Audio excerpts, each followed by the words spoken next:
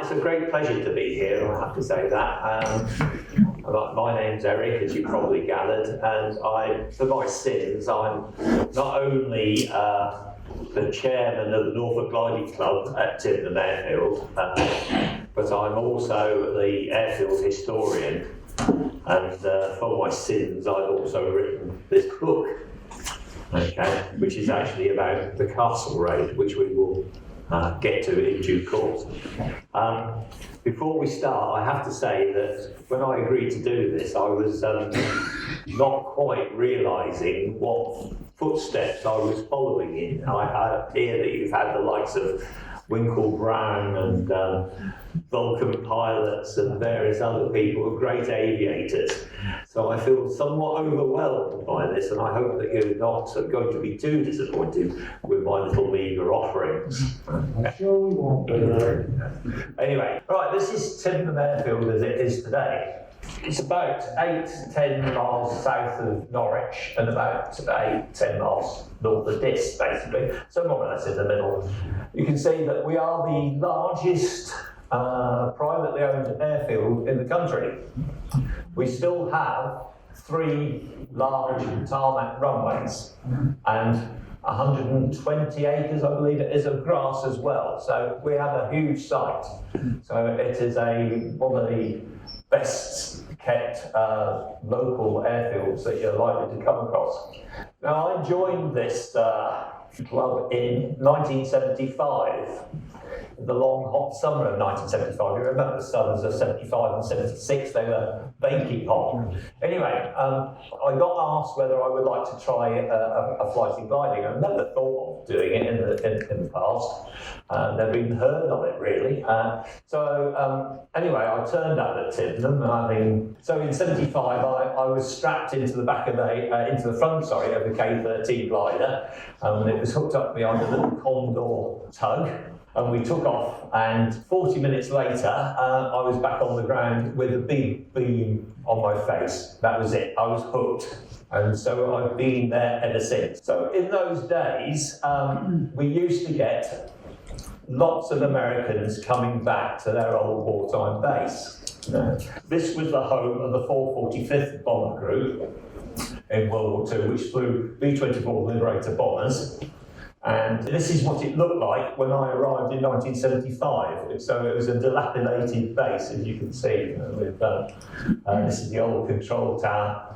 But in those days, it was more or less complete. We had the hard standings, we had the control tower, we had all the peri-track. The only thing we'd actually lost by 75 was the 2 T2 hangars. But the base was more or less complete, and the Americans used to turn up. Not only they would turn up as individuals, bringing their children, to show their base, their wartime base.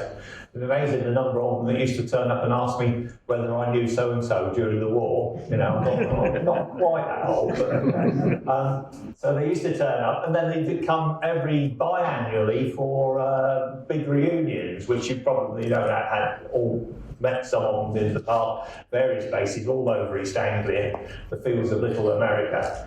It was at one of these reunions where they were all split up into various hotels all over South Norfolk and North Suffolk, and I was tasked with looking after a particular group of them. And I sat next to this guy at dinner, and he said his name was Reg Minor, and he proceeded to tell me about the Kassel Raid, which I knew nothing about at that point in time. And that was the spark which lit the fuse, if you like. Over the years, I'd acquired lots of data from the veterans turning up. There's also a set of CDs where they've all been given their narratives, so I bought a set of those. And also I got a garage full of bits of aeroplane and broken pieces of equipment left over from them. So this is what began me on this raid. Reg Minor was one of the survivors of the Kassel Raid, which is where I went to and how I started to get into it. So this is Tibenham circa 1947, I think it is. So you can see we're still all relatively complete. There's the bomb dump over there. The two T2 hangars are still on board. One's here and the other one's down here, although you can't really see it very well. The living quarters were all over in this area. In fact, they're off the screen, really. In the parishes of Great Bolton. It's called Tibenham Airfield, but actually nearly everybody lived in Aslecton and Great Bolton. Tibenham is actually over in this area down here. Well, there's the 3 runways, so you've got just over a mile of main runway, which is 0321, and then you've got 26008 in that direction and 3315 in that direction. When I joined, we didn't use the designated numbers, we just used to call them the church runway because it pointed at Tibenham Church, the main runway, which was logical, and the short runway, because by that point we'd lost the portion off the end of here. Because in 1975, we didn't own the site. Norfolk Garden Club just rented the site from a local farmer oblique contractor. And he was busy asset stripping the whole site. He was crushing the concrete, all the peritracks started to go, the hard standing started to go. He sold the hangars off. The control tower was knocked down because it was going to be listed, and they just decided he'd knock it down before it got listed. So that was the end of that. And we had this love-hate relationship with the guy. He started doing Sunday markets, and we had all sorts of issues. Fortunately for us, he had a financial problem. So in, I think it was 1987, we managed to acquire a large proportion of the site. And then a few years later, we managed to buy nearly all the rest of it. The only bit of Tibenham we don't actually own is half of that main runway and that quarter in there.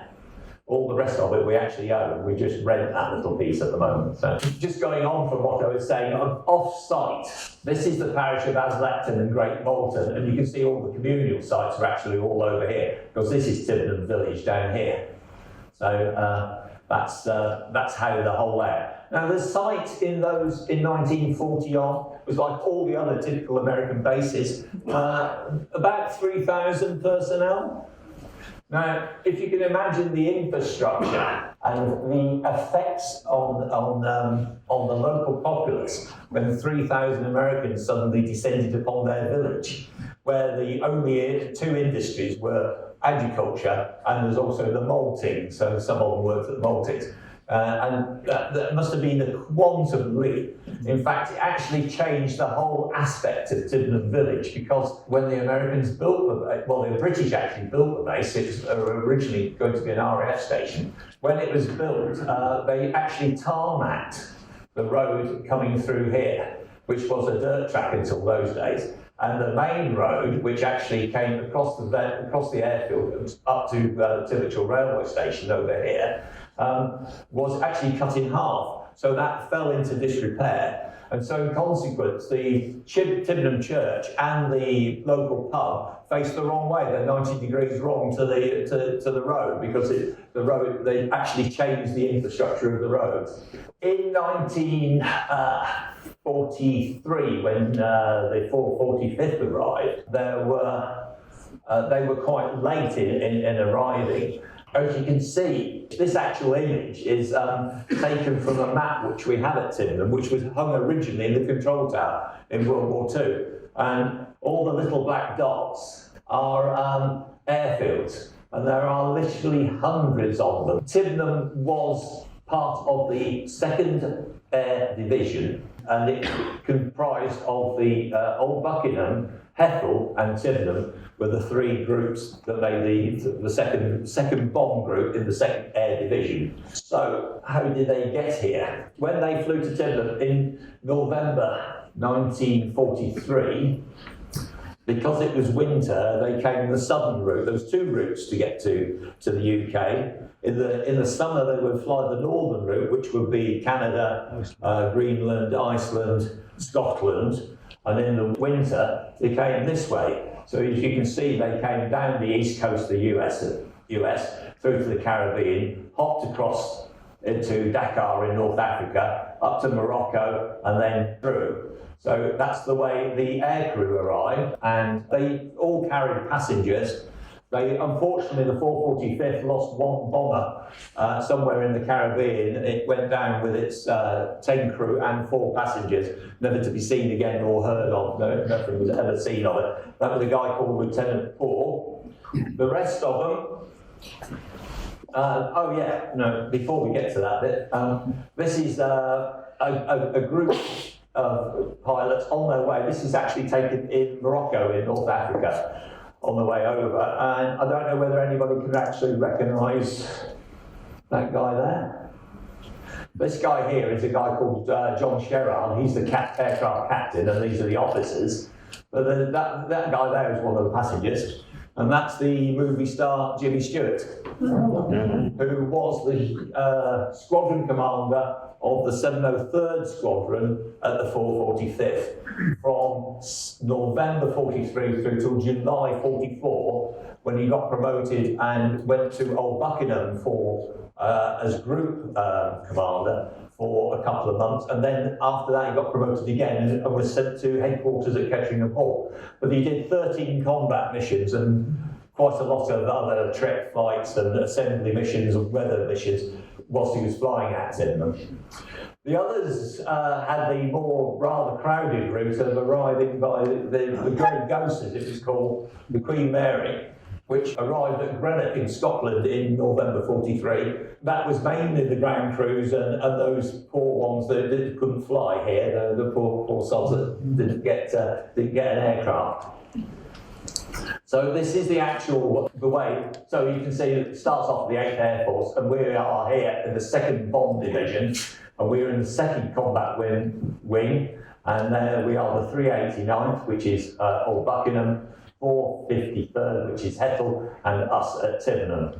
And we form the 2nd Combat Wing. So these are all the bases dotted around in North Suffolk and East Anglia.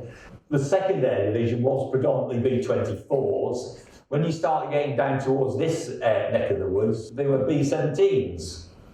Great Ashfield, all those bases to the south were B-17s, but most of the ones up here, Wendling, Applebridge, Horsham, Blackheath, Hardwick, they were all B-24s. And then of course around the coast you've got the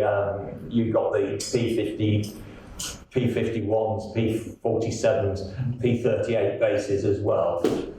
So this is Tibenham. As you can see, it actually had 4 squadrons, being 700 through to 703. And in the war, it flew a total of 282 missions. And it flew the first one on the 17th of December 43 and the last one on the 25th of April 45. During that time, it lost 108 aircraft. Now, that's about average, really, for the losses.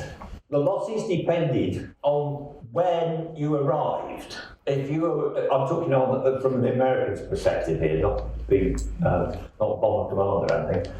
If you were one of the early groups, you stood a better chance than one of the later groups, because the early groups didn't do deep penetration raids. Okay, they flew only to coastal targets. Then they started doing deep penetration raids, and if you actually look at the graph of the losses, it goes up exponentially. And then later in the war, of course, then the long-range fighters started to appear, so they could get escorts. And one of the primary reasons that the 445th took the pasting on the Kassel Raid that they did was down to the fact that they had a navigational error, and they went off into Waterloo, London, and left their Mustang escorts behind. So this is Jimmy Stewart in 43, sat on the control tower at Tibenham. And here he is. That's the NCO's mess in the background there. That building's gone nowadays, but he was a very popular pilot and a very popular squadron commander at Tibenham, because he would stand his round at the bar. He just treated the guys like they were one of his family. There are famous tales of where they'd actually stolen a barrel of beer and hid it in one of the mess halls. And Jimmy Stewart found it and just basically helped himself to a glass and sat there drinking it just the same and said, "This beer's quite good," and then just walked off and left it. And here he is in 1975 when I was there. When that image was just taken, I was standing just out the camera then. Oh, he came back on many occasions, and I met him on about 5 different occasions. He also supported the gliding club in a big way. About 1978, I think it was, the gliding club in Infinite Wisdom decided to come and have an air show. And it absolutely chucked it down all day, and they lost a fortune. And Jimmy Stewart just wrote a cheque out for it. He also, every year, supplied a prize for the youngest solo pilot, a book for the youngest solo pilot. And here he is doing his famous stunt everybody's seen this image, I think. This is him playing in the officers' club. I gather he only had about 3 tunes, and his favourite one was Ragtime Joe. He flew combat missions, and this is 9 Yanks and a jerk, and an 88 shell went straight through one side of the aircraft and straight out the other side, leaving a hole like that, which the guy's sticking his hand out. And Jimmy Stewart was P1 on that flight, so he took the risks as well. Now, other famous people who also were in the 8th Air Force, Clark Gable was a gunner at Kimbolton, I gather. I don't think he did that many combat missions. He was mainly there whilst they were filming the William Wyler film, which you've probably all seen, Memphis Belle, the original thing, not the Hollywood remake. And that was Walter Matthau. He was a gunner over at Old Buck. And anybody recognise that guy? No? No. That's Joe Kennedy Jr.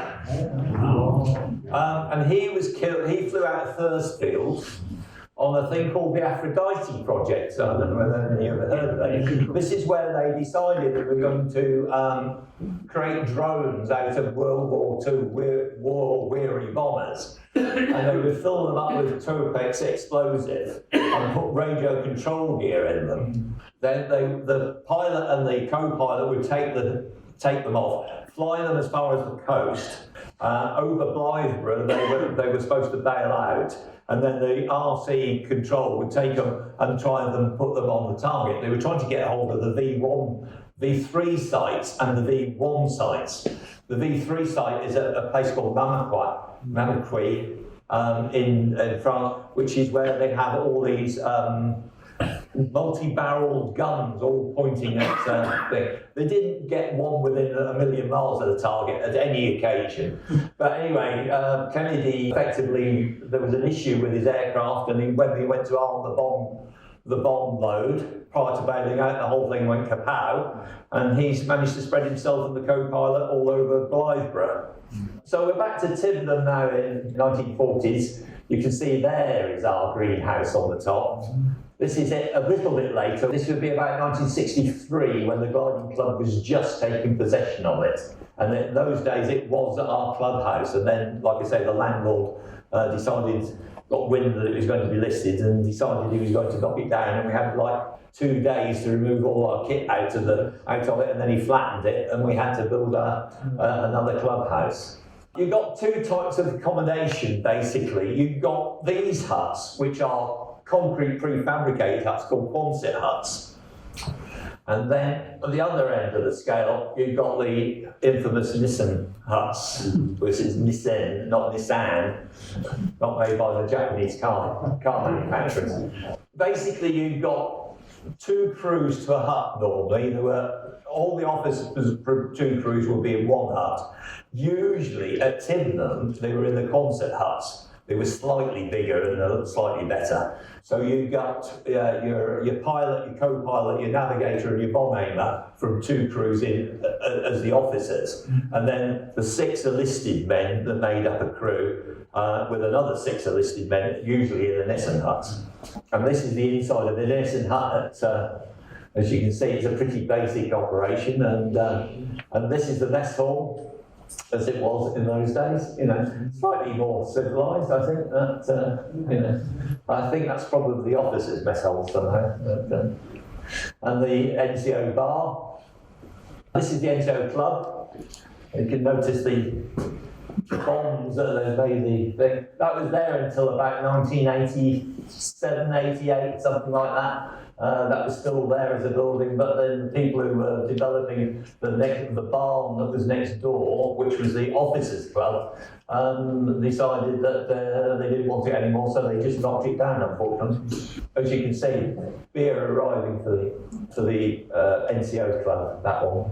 Getting fed was quite a situation. In theory, there were 6 messes at Tibenham for listed NCO officers. The flight crews were supposed to get better food than the NCOs and the rest of them, but in theory they were all supposed to be the same, really, apart from the flight crews were supposed to get eggs, but it didn't happen on a lot of occasions. And they used to steal, I think is probably the most correct term. They used to borrow weapons and go out and poach the local wildlife. They would be shooting pheasants and rabbits and deer using a range of weapons which ranged from a machine gun through to Colt 45 to even a crossbow. And then they would take the game and barter with the mess sergeants and swap it for cans of peaches and cans of steaks and things, which they would then try and cook on their little pot-bellied stoves. Now, the downside of that was that the coal supply went downhill very rapidly once they were cooking on little pot-bellied stove. So then they had to go and liberate extra coal supplies. So they would steal a contractor's ladder and wait until the sentry was walking around some other part of the base and go over and download some coal. And the other forms of entertainment, you've got a couple of nappy girls there. As you can see, she's got a record in her hand, and there was the infamous coffee and donuts and things.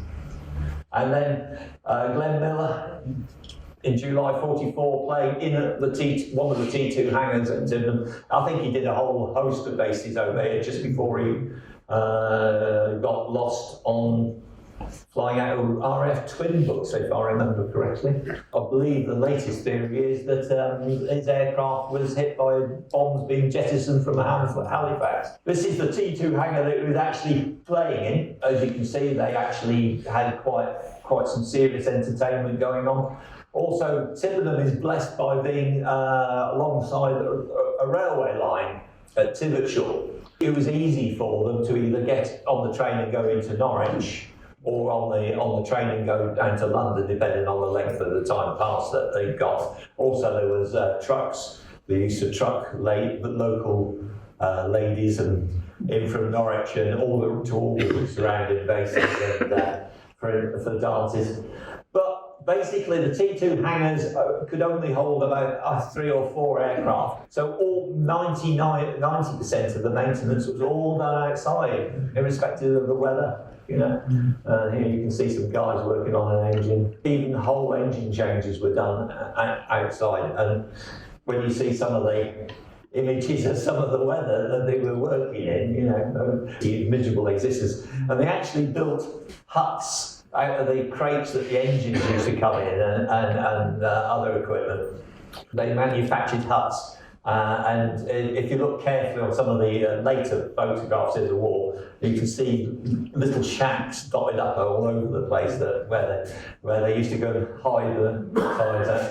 They actually integrated with the local populace. We invited all the kids down. In fact, yesterday somebody else sent me a load of pictures of kids at the Christmas party circa 1943. So I put those up on my Facebook page the other day and yesterday to see whether anybody can identify themselves. There are 1 or 2 of them are still alive and kicking and still living in Tibenham, strangely enough. It was a pretty brutal winter, obviously, the Christmas 1944, as you can see. Having a snowball fight and loading the bombs, etc. The bomb load of B-24, usually about £6,000, made up of usually 12 500-pounders Some of the lead crews carried less and then carried more flares and stuff. And here's one of the infamous shacks I was just talking about. So just basically wood construction and tar paper, but that's actually a very sophisticated one compared with some of them I've seen images on. You know.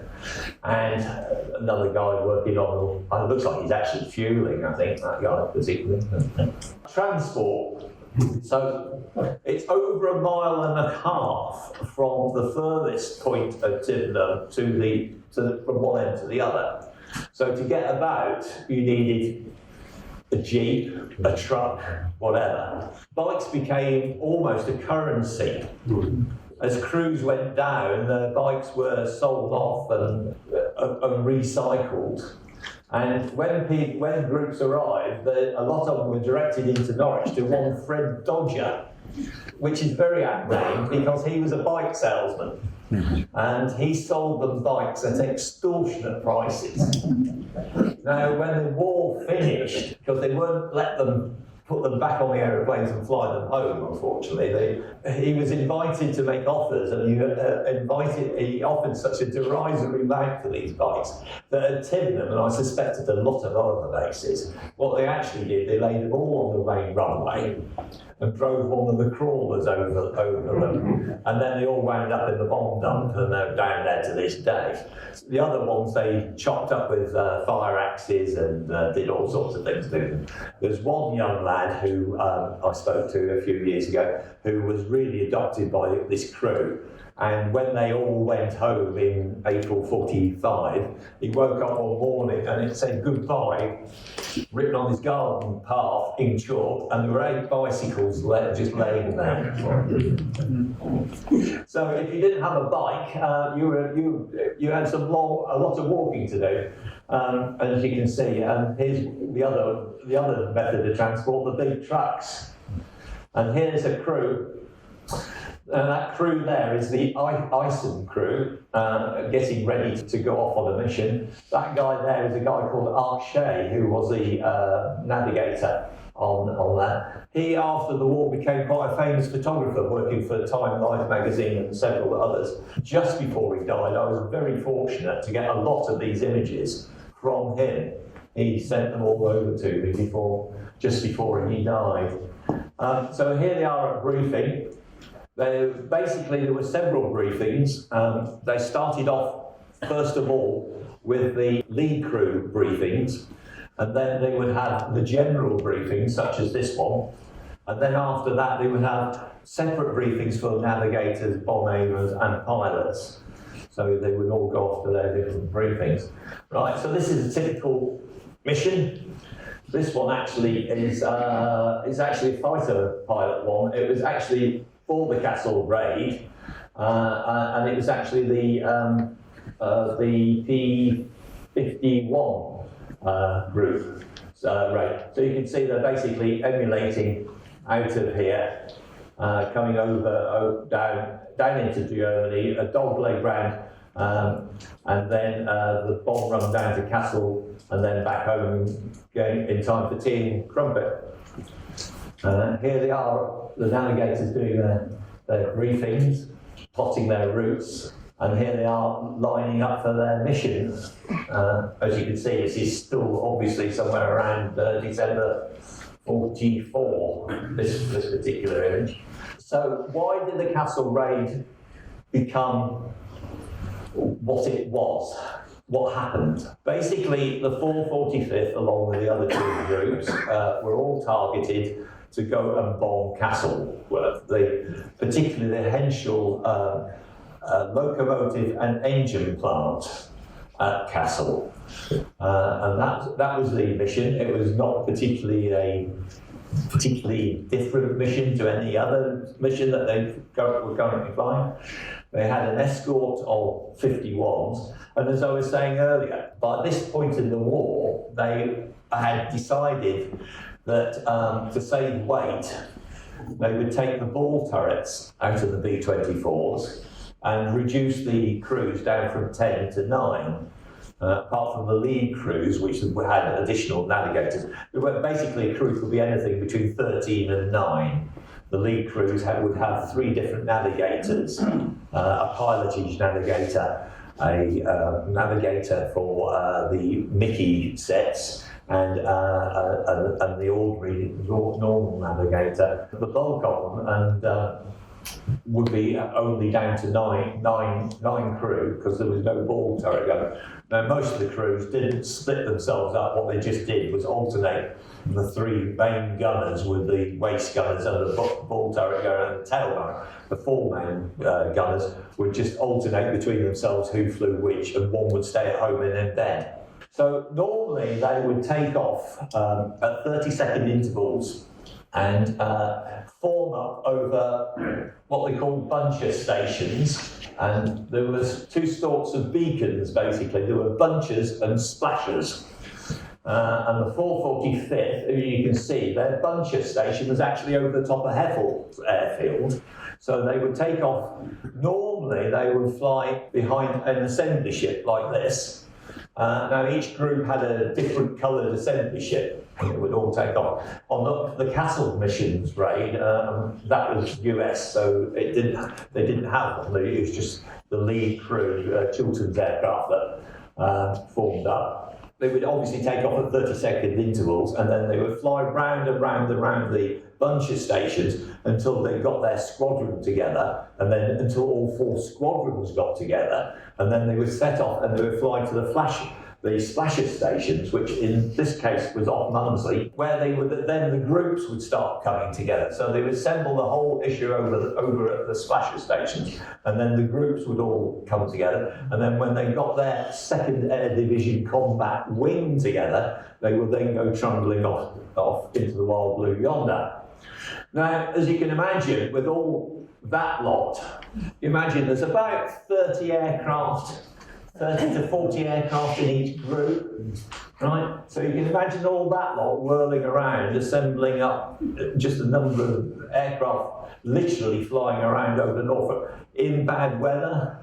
You know, I mean, it's just mind-blowing. And sometimes I get terrified being in a thermal with 2 other gliders, let alone this lot going on, you know. So collisions happened. In fact, I think they lost a large proportion of aircraft due to collisions and accidents, nearly as many as they did in actual combat.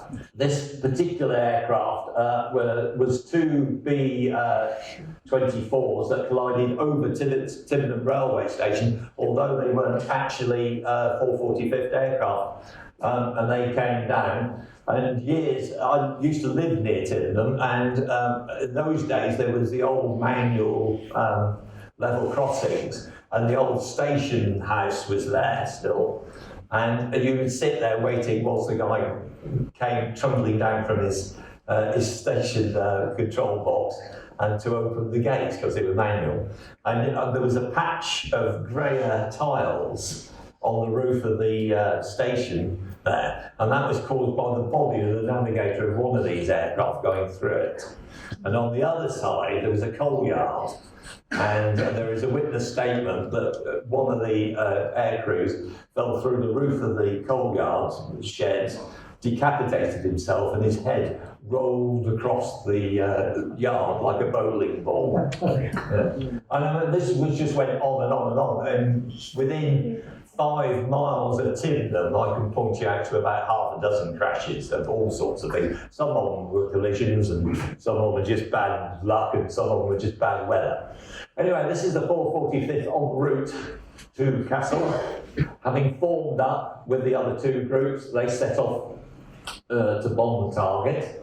To cut a long story short, only 4 of them got back. Of the 39 aeroplanes that were originally scheduled to go on the mission, 1 never got off the ground. It cut a tyre, so it never took off, and 3 aborted. So 35 aircraft went actually on the mission, and of that 35 aircraft, in the space of 6 minutes, 25 of them got shot down over Germany. Now, the reason they got shot down, as I briefly alluded to earlier, was that they made 2 fundamental errors. They misread the wind and the velocity of the winds, and overshot their rally point, their group point. Having overshot, they had to then make a turn, and their radar in the lead crew was giving trouble, and they set off on a sort of 20-degree different heading to everybody else. And then the third and most finite error, and the one that really cost them, was they then decided that they would then carry on and bomb a place called Gottingen rather than Kassel as a target of opportunity. So they all set off into the wild blue yonder, and they walked into effectively what was the equivalent of a big wing. Here, those of you that are Battle of Britain fanatics, the big wings. So the Germans had this equivalent of the Bader's big wing, which was basically a mixture of specially reinforced and armoured FW190s with larger cannon, extra cannon, more armour plate, uprated engines. But these things were so damn heavy that they were easy meat for a Mustang. So they also then used to give them a 109 escort as well. And they walked into about 150 aircraft. So in 6 minutes, like I say, 25 of them bit the bullet. 117 of them at that point. Probably about 100 of them went down and were killed straight away. And in those days, you stood about a 50-50 chance of getting out of your airplane if it was shot down. And having got out of it, you then stood about a 1 in 10 chance of being knocked off by the local populace. Because a lot of it went on in those days. And there's at least 8 known, and in fact there were war crime trials after the war, where 4 people were actually hanged, but at least 8 of them, and probably 11 or even 12, were murdered out of the 117. And there was also one other additional American casualty, which was a P-51 pilot. He was actually shot down as well. And the Germans lost 18 aircraft. 18 pilots killed at the time. You can see the attrition that went on here. So you've got all the red ones, apart from they're the ones that were crashed in Germany. And then after that, you'd also got 3 that crashed in Allied territory abroad, 2 in France and 1 in Belgium. That's your 28. And then you got 2 actually managed to stagger across the channel and land at Manston. There were 3 main airfields. Woodbridge was one, I believe, wasn't it? Manston was another one. And then there was one up the north, which the name escapes me, no doubt.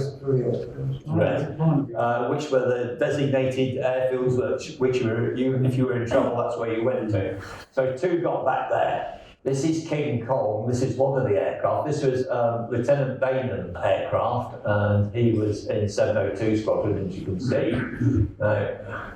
This is Bainham's crew. Now, Bainham here is the only guy, him and this guy here are the only 2 people I know that were actual survivors of the Kassel Raid who are still actually alive. Lennon's down here is 101 or 102, something like that, and Bainham is 90 something, and he's as spry and as we email one another all the time. And his crew, Fields and Scala and a Bird, 3 of those, Fields and Scala, were certainly murdered.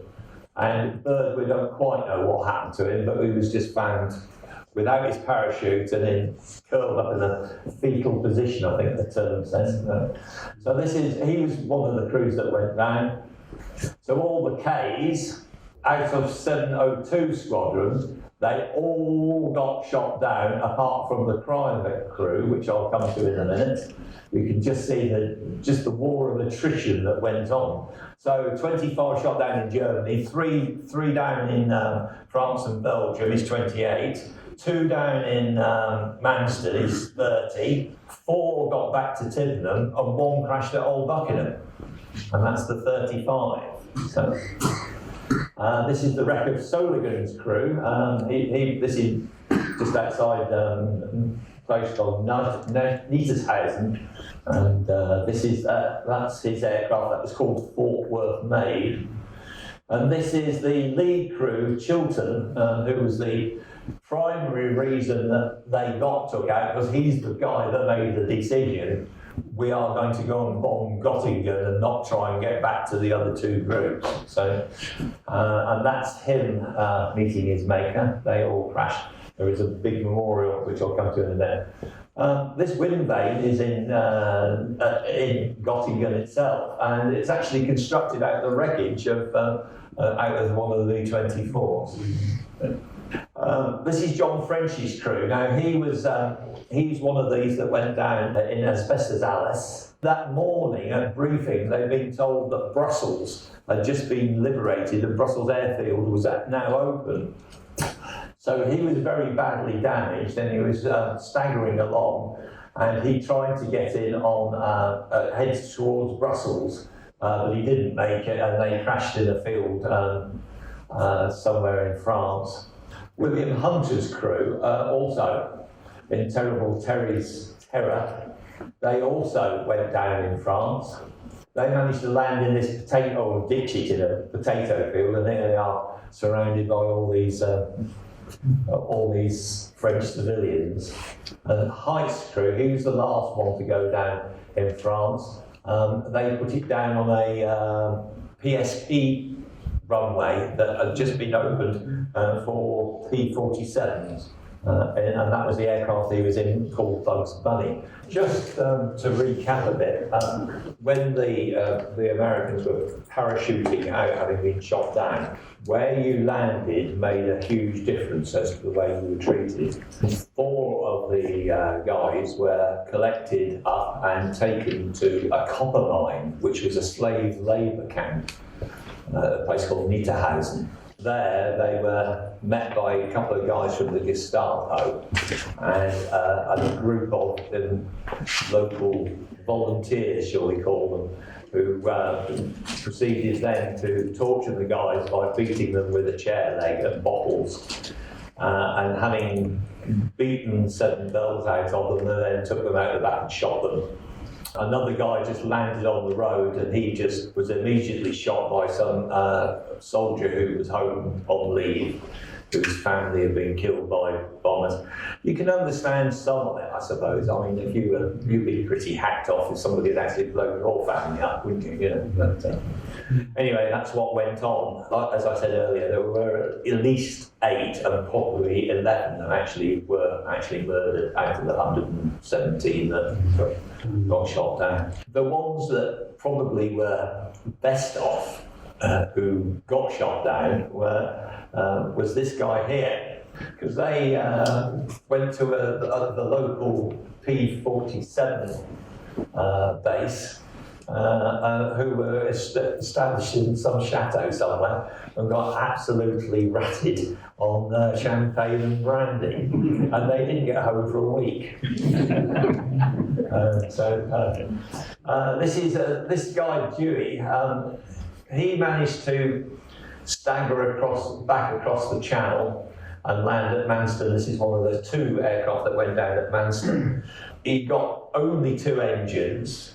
He got 1 aileron, and a large portion of his rudder was missing.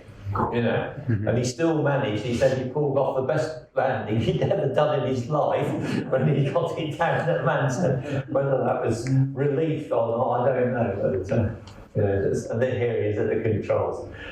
His daughter is very much a part of, if you go on the net and join the 445th.org historical society, that's the one that's run by his daughter, and she organises the reunions and all the rest of it that we do. So at this point we're down to what? We've got 2 down at Manston, 3 down in France and Belgium, and 25 down on the ground in.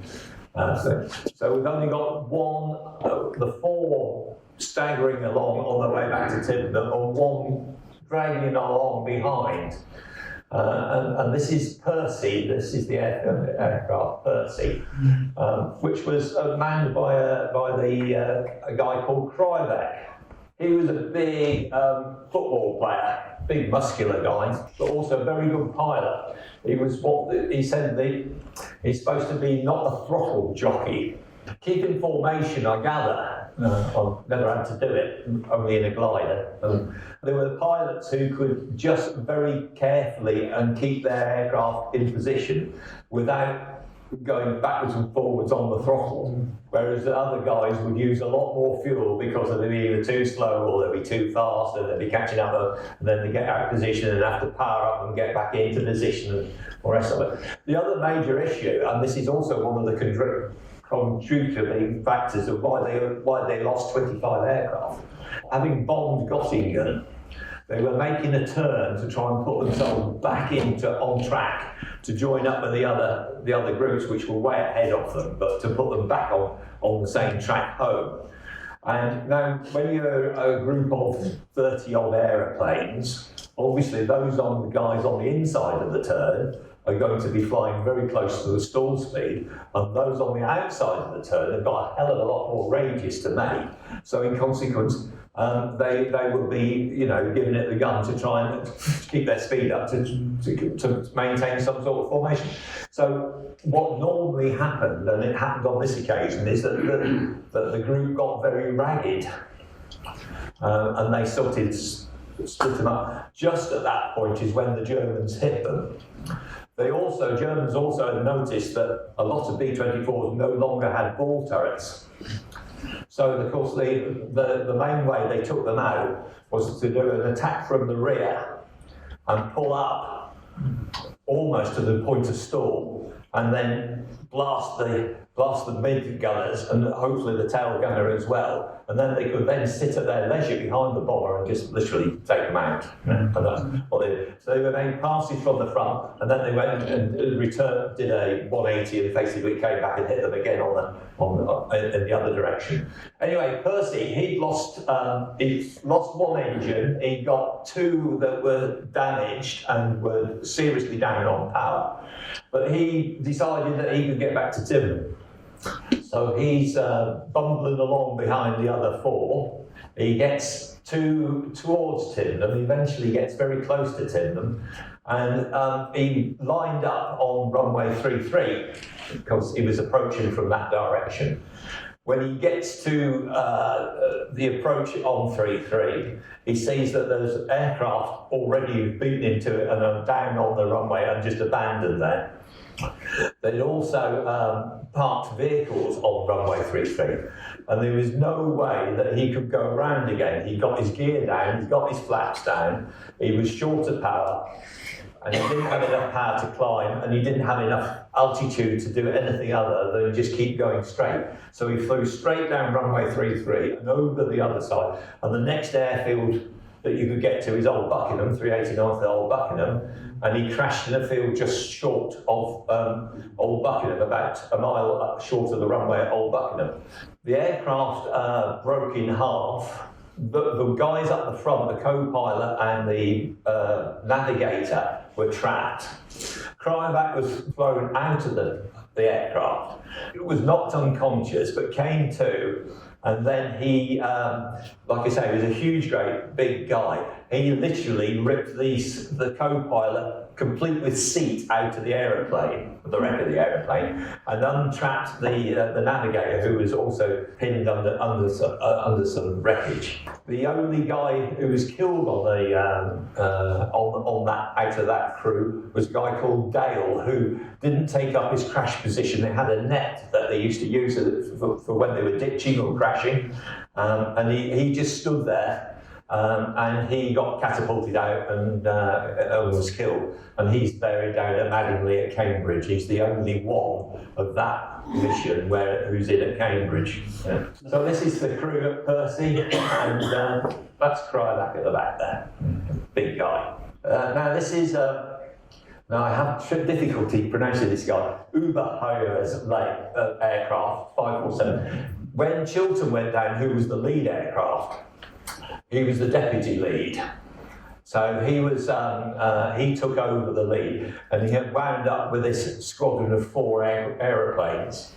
And they approached Tibenham, and the control said, "Where's the rest of them?" And he said, "We are the group." That's it. 3 out of the 4 were actually damaged. This one, Sweet Sue, hadn't got any hydraulics, lost his brakes, couldn't put his flaps down, and ran off the end of the runway, even though they put a couple of chutes out. And he ran up off the end of the runway and wound up in a ditch. And 547 got down whole, and Patty Gull was the only aircraft, this is the ISM crew, with my friend Mr. Shea on board, who survived the mission totally untouched, not even a bullet hole in them. That was the only aircraft. And it was the only aircraft because the next day, this is Smith crew, that he was in the other crew to land. He was the only, Patty Girl was the only aircraft fit to fly the next day. So the next day, by borrowing and stealing, they managed to round up another 9 aeroplanes. Some of them were 445th, others they borrowed from other groups. Mr. Dewey flew one home late on the day of the 27th, the night of the mission. And they used that one because his was a wreck down at Manston, but they'd repaired one down there, so he borrowed that to fly home in and got back into Tibenham just as it was getting dusk. They used that aircraft, and they managed to round up another 10 aeroplanes. And it shows a lot for the courage of these guys that the next day they went back to Kassel. They flew with the 389s just as a squadron, and they made it with no losses. But Schneider's crew, which were the ones who never went on the mission because they got tired, knew that basically what had happened to all the others. Well, they all knew what had happened to all the others. So you imagine the courage of going, yesterday, we lost 28 aeroplanes effectively, or 30 aeroplanes effectively, and we're now going to go back and do the same thing again. It's not something that you would relish. Uber Hauer was asked whether he would like to lead the mission, and what he replied, he said basically no, thank you. And but the other crews, one crew just turned up. They'd been on leave and they turned up literally to find this expanse of airfield, virtually devoid of aeroplanes. All these empty huts with the doors swinging and banging in the breeze. All these kids sitting on the doorsteps of the huts because their crews had gone. Because the kids would sit on the. Tibenham was a bit of a leaky sieve. You couldn't really lock the base down because it was intersected by roads, and there were people who lived in houses actually inside the perimeter of the base. So one guy got the provost marshal to issue him with his own ID card, took a photograph of him, and on a Saturday he would eat with the crew. When he wasn't at school, he would eat with the crew. He had his own cutlery. He would attend the movies with them. He went on surreptitious training flights with them.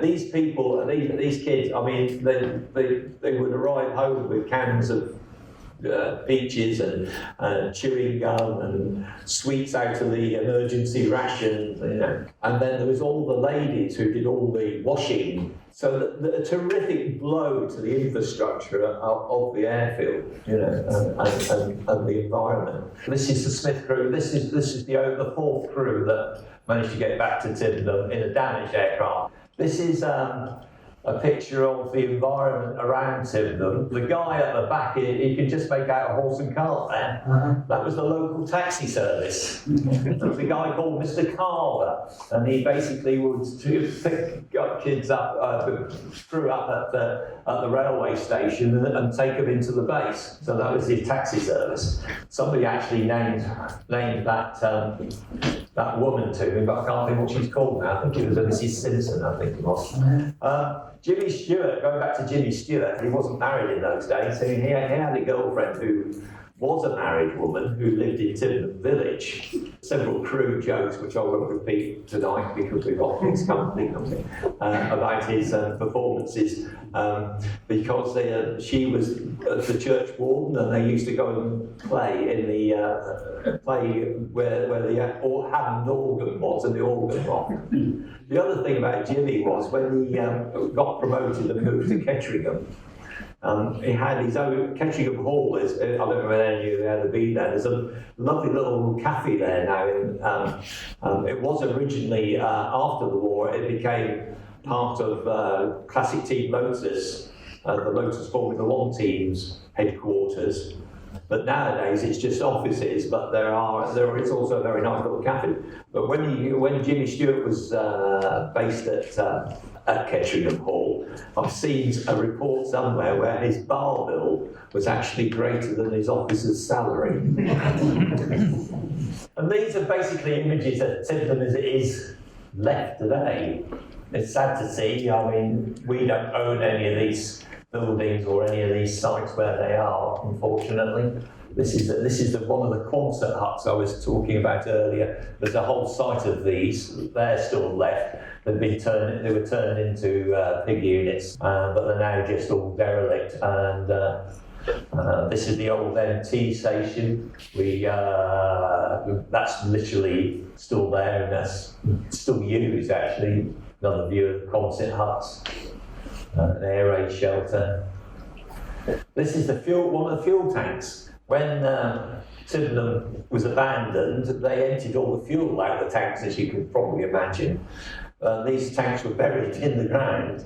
And one day, after a particularly wet winter, they turned up at the gliding club to find these two tanks had actually floated totally out of the ground, ripping all the concrete and all the fittings with them. And their two tanks still lie there, as you can see, although obviously they wouldn't hold any water nowadays.